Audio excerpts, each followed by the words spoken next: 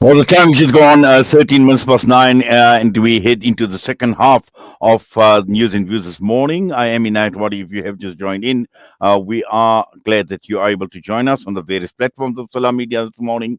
And in the next 45 minutes or so, we still have got a number of issues to talk about. One being the taxi strike in Cape Town.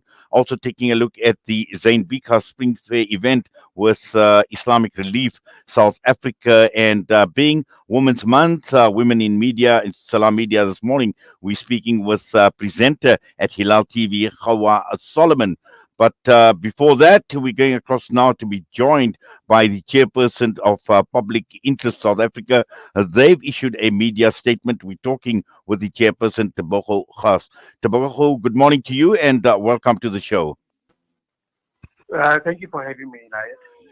Yes, Tobacco, we've seen so much playing out. We see Santaco not backing down in this protest that is taking place, talking about the strike will continue until demands have been met. They've been extended for 2 more days. We've seen Santaco with the Western Cape seeking a court order to release impounded taxis, and at the same time, the city of Cape Town insisting that taxis will only be released after paying the impoundment fee. Now, all of this at the end of the day, chaotic in the last few days. We've seen even the transport minister siding with striking taxi drivers in this battle against the city of Cape Town. Now, you've issued, as Public Interest SA, you've issued this media statement and talking about upholding the rule of law and commuter rights, and calling for responsible public accountability, Tebogo.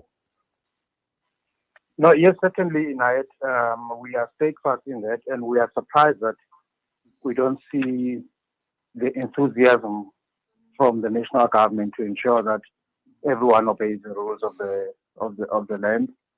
Um, if anything, that can only assure us to be teetering in lawlessness, where certain individuals or sectors of society can decide which businesses, which rules or laws to obey. It's a very dangerous, uh,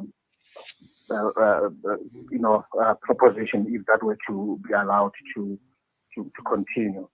And we certainly wish that the protagonists in this matter, that is on Santaco and the Western Cape government, can find each other speedily for the sake of the commuters and the public who get affected by this strike.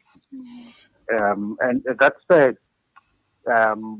we cannot fault the city of Cape Town for doing that which every city or administration at a local level ought to be doing, that is enforcing the rule of law.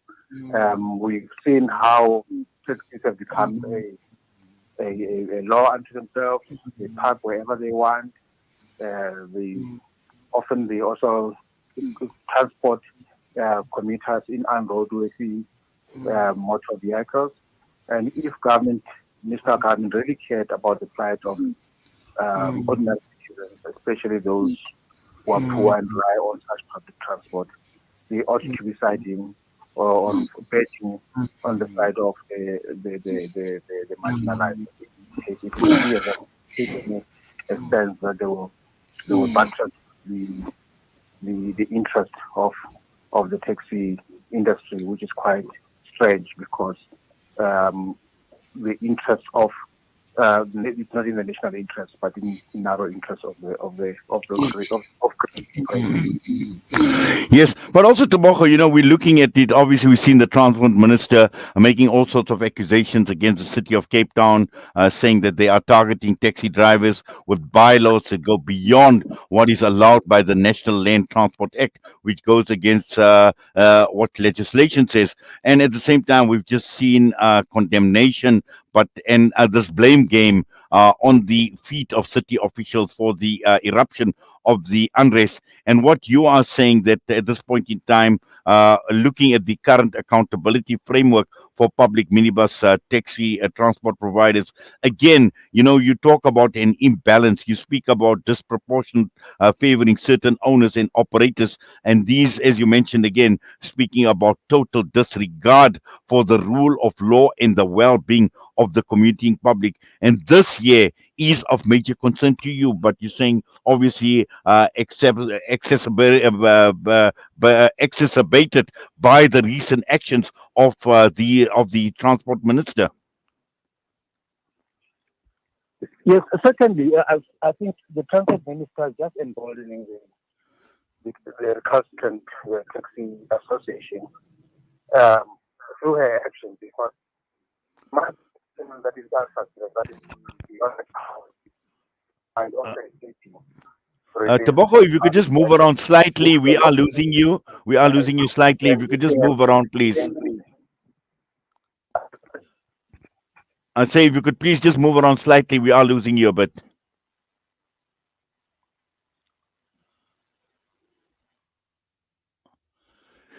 Yes, it does appear as if we've lost Tebogo Khaas completely. We're going to try and get hold of him shortly as well.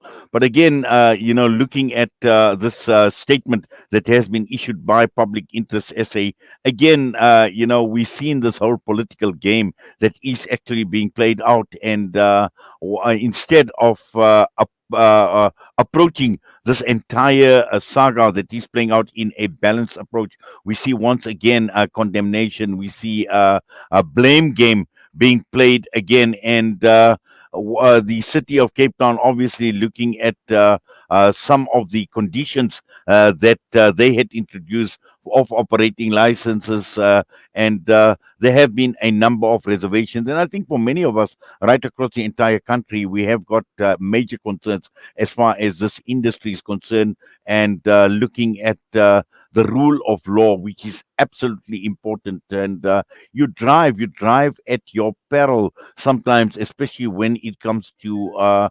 I see Tobacco is back. Tobacco, welcome back again. Sorry, we lost you there for a minute. There appear to have been some. I believe you are in an Uber right now, so we do understand that you can't pull over, but you may continue. Yes, as as we're saying, there are mechanisms to adjudicate disputes, and they are called courts.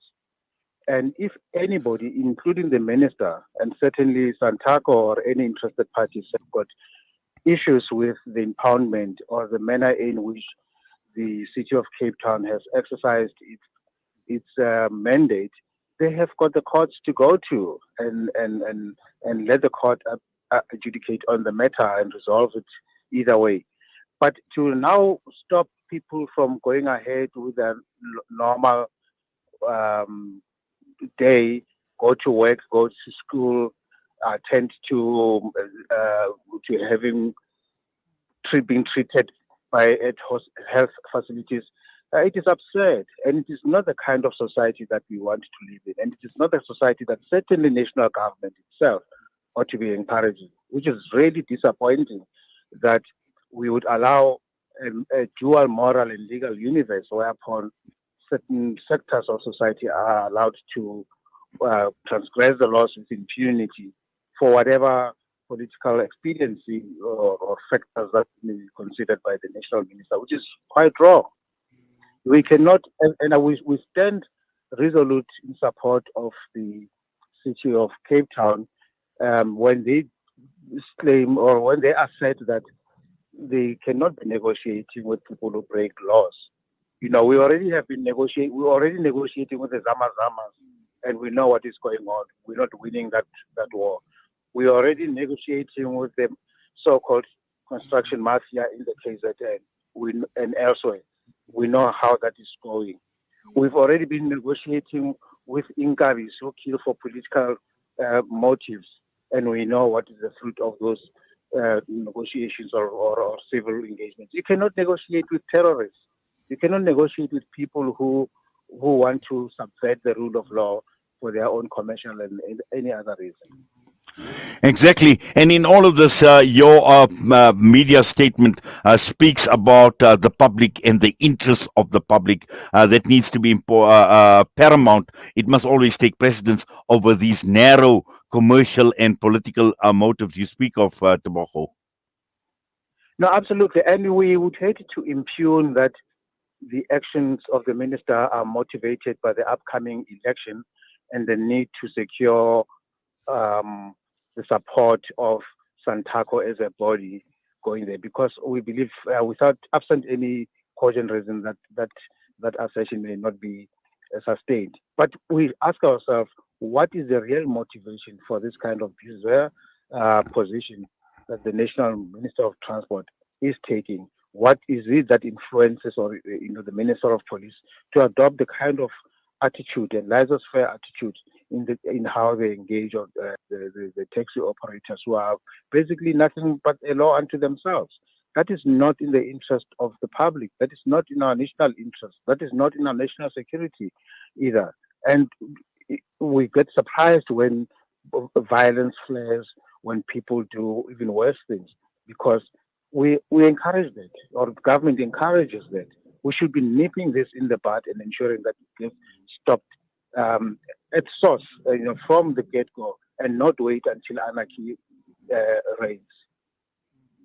Exactly. And I think also the other key issue here is, we've seen yesterday President Cyril Ramaphosa addressing a Women's Day event, and he obviously has condemned the violence, he's condemned the destruction that has taken place, and also expressed concern about the chaos. But again, once again, these things could have been avoided had the government taken the lead as well. And because the president had an audience yesterday at this Women's Day celebration. Obviously, he used his speech to talk about this particular issue, and he although he expressed his concern, but again, this is not something new. The problem of acting with impunity, the problem of not acting, or breaking the rule of law. These problems have been there for years and years and years, and at the end of the day, nothing seems to have been done about it. And it's only when situations like this occur, like we've seen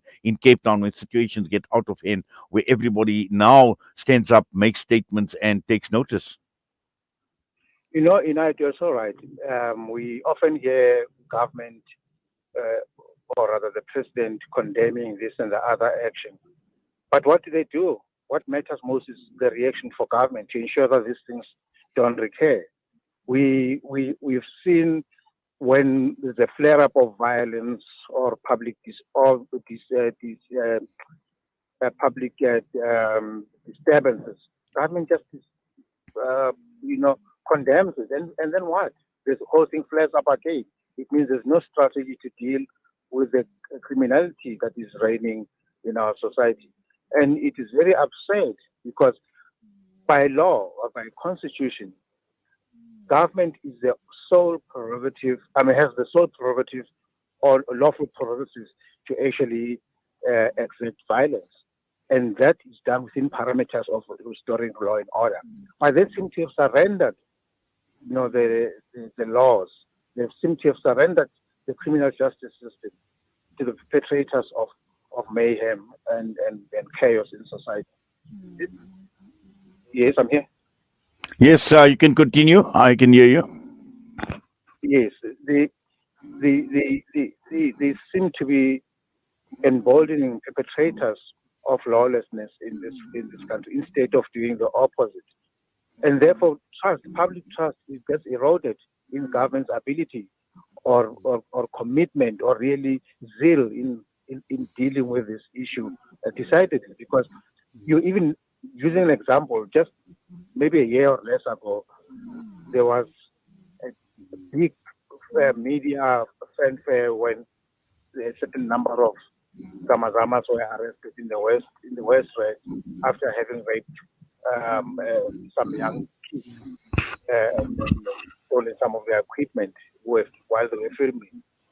None of those people are before court today, and all of them are most likely repeating the same kind of crimes that they were accused of in the first instance, because we've got a police system or a criminal justice system that is failing us, that is bumbling, and criminals find their way by hook, crook, to ensure that they get away with impunity. Yes, and just finally, Tebogo, looking at the Western Cape, obviously it's much different from what is happening right across the entire country because it is run by an opposition party like the DA. And looking at this disconnect between a national and provincial government, should, for example, a party like the DA or any other party, an opposition party that is running a city or a province, should they be allowed to obviously, introduce laws specific to running that city or that province? And at the end of the day, I mean, should that be done without interference by a national government, for example? There's two ways I would like to respond to your question. Firstly, the city of Cape Town enforced the rules as they appear in the National Transport Act, and without wavering from the letter and spirit of that act. And if anybody finds that they have transgressed those provisions of the act, they've got to go to court and get the court, issue a ruling against them. That's point number one. Point number two, which is not even at play here, every city or every municipality has got the right to pass bylaws to regulate the affairs of the city or the municipality under question. And as long as those bylaws are aligned with the national constitution or the laws of the land, there is no way that they should be deprived of those powers. Certainly, because other municipalities may not be enforcing, does not mean that everybody else must not enforce the rule of law. The absence of evidence of commitment doesn't mean there's absence of commitment. There must be absence of commitment for others. Because if you are not committed to doing that, whether you are a DA-led or an ANC-led or an IFP-led municipality, it should be that you must follow. You must ensure that you encourage everybody to follow the law. And if you don't live by example, everybody else will just do it. We are a society that needs to live together and we regulate our affairs or our conduct and intentions through laws, including bylaws. And in this instance, the city of Cape Town has done nothing untoward, at least as far as our assessment is concerned. Well, Tebogo, thank you very much for that and for taking time out to talk to us this morning right here on Solar Media. As always, we appreciate your time. Please take care and please be safe. Thanks, and you too. Have a great day. Chairperson Public Interest South Africa, Tebogo Khaas, with us this morning. Against the background, it's going to be interesting to see what the Western Cape Court rules this morning regarding this urgent interdict for the release of the impounded taxis. The time is just headed to 9:32. We're going to go for a quick break. We come back. We'll be joined by Zahir Raja from Islamic Relief South Africa, the Zain Bika Spring Fair event taking place in September.